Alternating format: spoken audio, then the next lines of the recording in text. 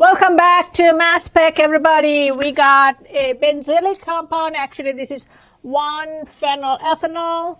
And we're going to see what would happen when you have benzenes in your compound. Benzenes do have like their own signature way of breaking up. Okay. So let's look at it. All right. So we got 122 here, and that would be the molecular ion peak. How do you get that? Same as before. Again, typically that would be the one. Even though you have pi bonds here, they're resonance. These are more vulnerable than these probably. And so you keep that out, and you have molecular ion peak here. So high energy electrons go in and pretty much take that out.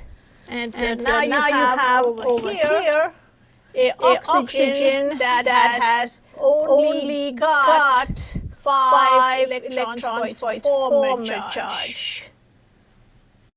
So it is going to be a positive. And that is your molecular ion peak. And that is 122. That molecular weight is 122. Charge is 1. Therefore, M over Z, where Z is 1, is going to be 122.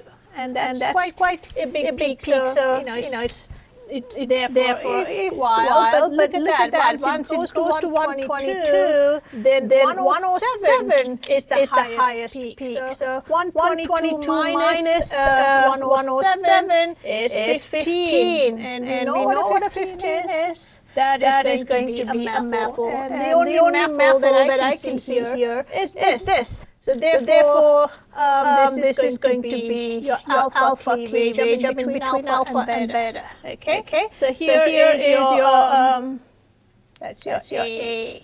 All right, let's do it. So here is your benzene. That's next to a benzylic alcohol. This is a benzylic alcohol. And then you have a methyl group right here. And if you start with the cation here, you can see that. You can take out the methyl just like we did before. So here's a sigma bond, the sigma bond electrons. Then hold hands with this unpaired electron on the oxygen and make a double bond. And you've seen this many times. This is really nothing new. There is a carbon here and the carbon. Bear in mind as a hydrogen. So you have that hydrogen here, and you have a double bond on oxygen. And now you lost one of the lone pairs. However, you have the other lone pair here. And your methyl goes down the chute as it is neutral. This is your 15. This is your 122. Therefore, this is going to be 107. Now, if you take the former charge here, the former charge for this would be 1, 2, 3, 4, 5. It should be 6. 6 minus 5 is going to be a 1. So that's going to hit the recorder and give a peak at 107. And well, you can see how the resonance is going to play into the stability of that molecule. All right. Well, after 107, there is a 105. A 105. You could say, well, 102 minus 107 is a 17. That is also very likely because what is 16 is oxygen, so 17 is going to be probably a hydroxyl. And you can see how this molecule has OH here that's just fine to leave. Okay. So we can do let's do a B to take off your hydroxyl. And here is over here if you look at this, you can do a cleavage right here, CH3 here, H here, and here is your OH, and this is your radical cation. What about if you have both these electrons swing over here? Let's look at the former charge of that molecule and break that bond. So here is your carbon here with your hydrogen and your methyl. Now it's going to be an sp2. There you only have 1, 2, 3 for your former charge of 6 electrons. your valence, so therefore your electron deficient 4 minus 3 is a plus. And that's going to hit your recorder and give you a 105. Well, this is then going to go in, and let's look at the formal charge of this. Two electrons coming in, and you already have A1, and then there's a hydrogen. So if you take the formal charge of this molecule, you can see if you just box it up and find out what's in the box. Just like we did for formal charge, all along. Box in the box is 1, 2, 3, 4, 5, 6. So therefore 6 minus 6 is going to be a 0. So this is going to be a neutral hydroxyl radical. It's just going to go down the chute. This is the one that's going to be recorded as a peak by the detector. Okay, well, the detector, amplifier, and so on. All right, so let's look at what are the possibilities. Typically, a cation like this can then rearrange and give you a tropylium cation. If you're a cation right next to a benzene, that can give you a tropylium cation. So that is something kind of expands over here and gives you a tropylium cation. So that is going to be a CH3 plus. We didn't really get rid of any of the atoms, and so this is pretty much what you have here for the same molecular weight 105. And this is really most stable because it's aromatic. You can see that these can go around the ring, and the charge can be positive charge can be distributed along the entire ring. And so sometimes we can draw this out and put the positive for the entire molecule like that. Okay. The 7-membered ring cation, aromatic cation, is called the tropylium cation. What else is possible? So we know 105 and 107 is done. Let's look at these other peaks. There's a significant peak at 43, 79, and 77. So if you take 122 and if you want to go to 77, that's about 45. 77 is typically a benzene cation. So here, when you have a benzene ring, 6 carbons is 72, and if you have 5 hydrogens here, that would be 77. And so that's probably what's going on. So I'm going to draw this out a little bit different because of the space. You have your hydroxyl, and you have this 122 cation here that we can then use to figure out how we can get a 77 cation. So basically, 122, and this has to go over. So if you take this and if this goes over here, you can see how that could become a cation. So here you have one of the hydrogens missing here. All of the other carbons have a hydrogen, and that would then become 77. Then the rest of the molecule, you can see, it can come off and become a radical over there. And there you go. So that radical is going to get sucked through the tube. So you can get your cation here, phenyl cation, for 77.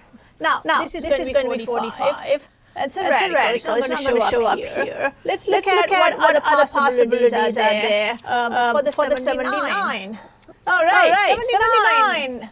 What could be a 79? Well, it's really not very obvious to us, but it does happen that these tropylium cations can spit out alkyne. Okay, I mean that sounds a little strange, but strange things do happen inside the mass spec, as you've noticed. So if you have this same, let's say you take this tropylium cation,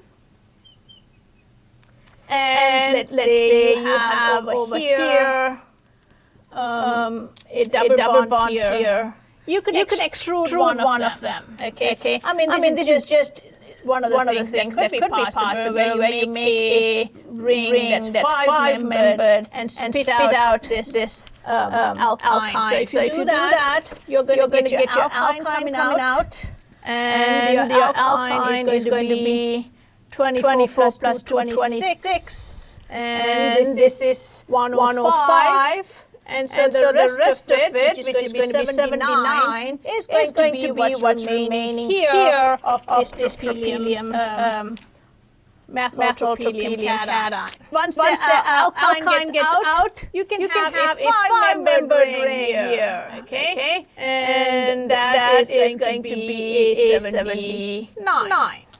And typically, these can also then break up some more and give you a 3-membered ring. All right. Now let's look at how you could form a 43. Let's say we have this entire benzene ring here, and you have over here your oxygen getting electron ionization inside the machine, becoming a radical cation like we saw. Well, you could then break it up like this, where you get the benzene radical coming off, and then you would have a carbonyl.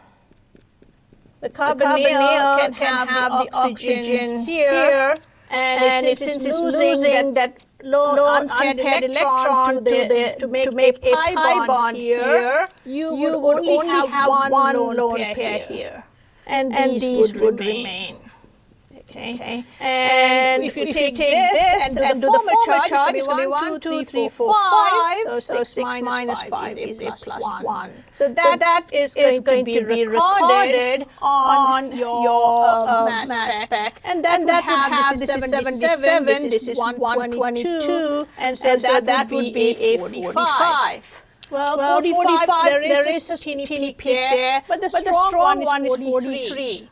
So what could this do? Well, if you look at this doesn't have an octet. So in order to have an octet, it grab the electrons from the hydrogen, and these can both go in and make a double bond. The hydrogens can go off together merrily, and then that can get neutral, gets sucked up through the vacuum there, and you get your oxygen here with an octet. And typically most of the strong peaks, this peak here is a stable peak. It's got an octet.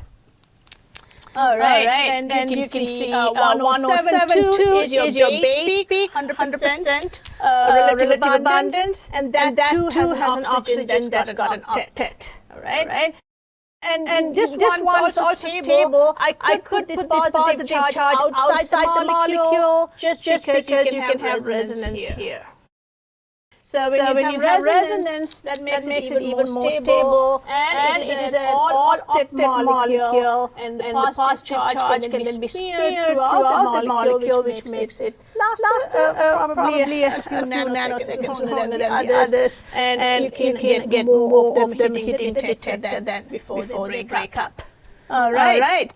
Here are some possibilities, and we will look at some more possibilities with other molecules. Okay, I'm just doing different function groups, therefore you would kind of get a flavor of all of these different types of possibilities in the mass spec, and some of them can look a little absurd, like things like this. But as I said, these are just things that we speculate happens inside a mass spec, and those are possibilities. And these are just living there for a few milliseconds, nanoseconds, and they're gone. So therefore not all of them are extremely stable molecules. They're just there for a short while and they're gone. And we get a glimpse of them through the mass spec. And from all these fragments, let's say we didn't know what the initial molecule was. From all these fragmentation patterns, we can put it together and say, chances are we got a benzenic alcohol over there. In that case, it's a 1-phenylethanol. Right. See you soon, guys, with more molecules. Hang on for the ride.